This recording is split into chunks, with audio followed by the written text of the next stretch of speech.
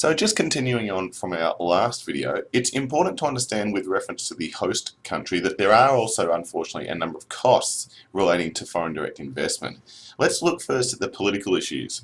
There has been evidence that some of these multinationals, when they've expanded through foreign direct investment, have ended up actually supporting corrupt regimes and governments. So an example here was Shell. When they established an operations in Nigeria, they actually were complicit or found to be complicit in actually some atrocities which were committed there by the local military, where they were basically killing people in a part of land that Shell wanted to gain access to because it had a lot of oil in it. So there was a lot of negative publicity surrounding Shell's involvement in that certain what occurred there. There's also concerns over the occasional failure to respect human rights.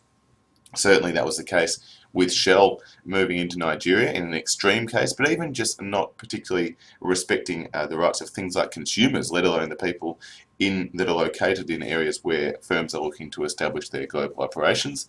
And there's concerns over gift giving in certain instances to secure favours from the local government. And this is especially the case in some of those industries and countries that we looked at earlier in the semester that were linked with higher levels of corruption.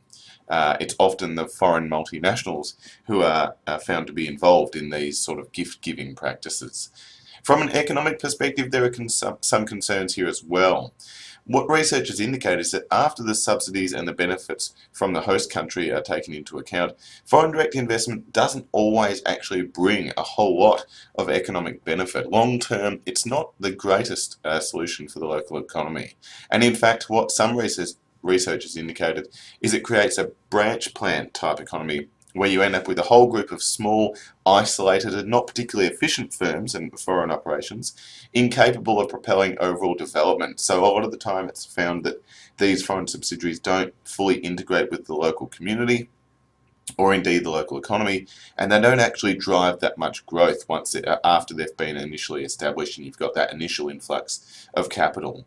The final issue here is that they do typically repatriate the profits, that is, most of the benefits and profits which are earned in that foreign country, the host country here, are usually just brought back into the home market, which has a negative consequence in terms of that host market's balance of payments.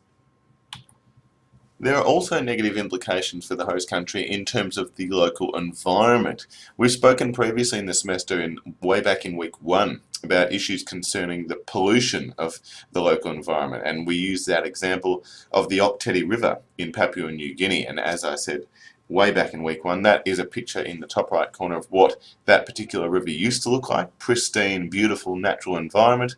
And after BHP established a mine in that country, in that exact site, that's what it looks like now. And as I think I mentioned previously, it's been found that the damage that has been caused by the mining operations by BHP is actually irreversible. It can't actually be put back to how it was before, which is clearly a great shame. There's also concerns regarding the shifting of dirty, so to speak, environmental practices to developing countries. So a lot of the operations in Mexico, which are known as maquiladoras, and what they typically do is they're factories in Mexico which are usually run by a foreign firm and are built so that they're able to export the products that it produces back into its country of origin, but usually at a lower price because they take advantage of the lower labour costs and other factors of production in Mexico, and don't always adhere to the higher standards that we see prevalent in the developed home country. So they often go, well, look, we can take advantage of cheap market rates, but also some lax standards with regards to the environment and other concerns there. So it's not a particularly ethical way to conduct business. There are concerns over a number of different cultural effects as well. So certainly the effect on national sovereignty. Are we losing our national identity as more and more of these developed firms in particular, or firms from developed nations, expand overseas through foreign direct investment? We're seeing the advertising and marketing of products potentially undermining traditional ways of doing things, and that's certainly been the case for the company Nestle in Africa. It was embroiled in a significant scandal there when it marketed sort of Western-style infant milk formula for children. And it was found out that that was actually causing significant health issues for those babies in African nations that consumed this milk formula, because it wasn't actually, or it was found to be dangerous to the local children there. There's also the issue of this Coca-Colaization or McDonaldization of host country societies. It feels like these big American multinationals are literally taking over the world. Look, it's getting to the point these poor dogs are being dressed up in Macca's uniforms, and people are calling 911 after Macca's have run out of nuggets. That is not a joke, that was an actual story that literally happened. And certainly when these sorts of things happen in other countries beyond America, which is of course its home market for these major multinationals, there's concerns about this whole Americanization, where even here in Australia, and we're a developed nation ourselves, we're losing our own sense of national identity and self as we just become more and more assimilated with these large American multinationals.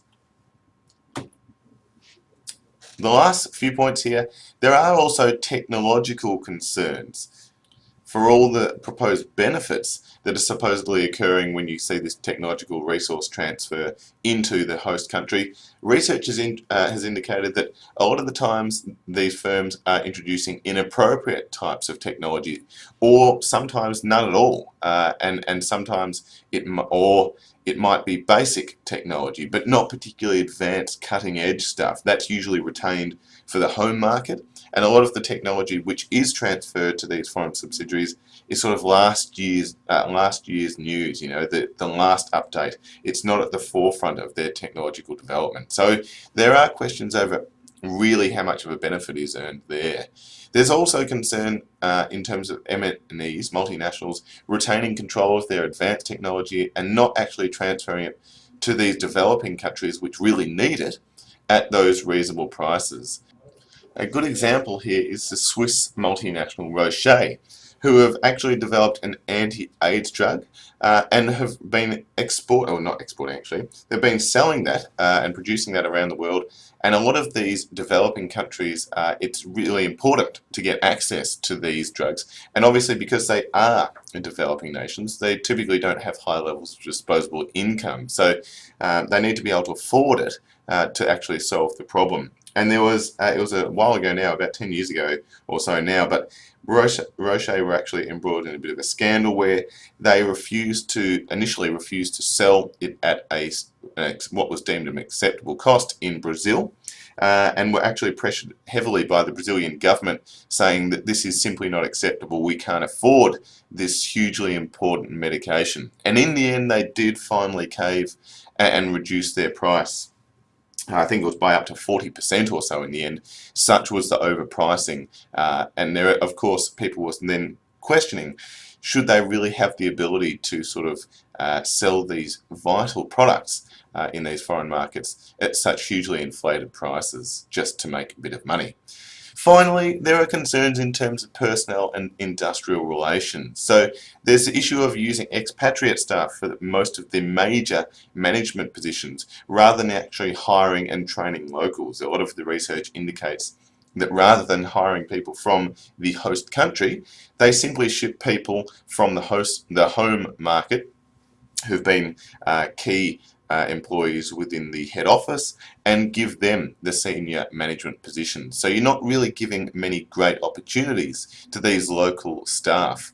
And also there are concerns surrounding the exploitation of host country labour, especially in some of these developing nations, through the creation of sweatshops, and companies, a lot of apparel firms like Nike and Gap and Adidas have been embroiled in this sorts of scandals. And we see a picture down in the bottom of an actual Nike factory. Simply put, that sort of work environment would not be accepted in a lot of developed nations like America, where Nike is based.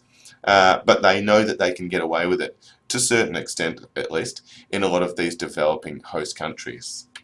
So overall, it is important to understand that from both a home and host country perspective, there are both benefits and costs to be aware of for you guys as international business managers of the future when you're looking to undertake or potentially not undertake foreign direct investment.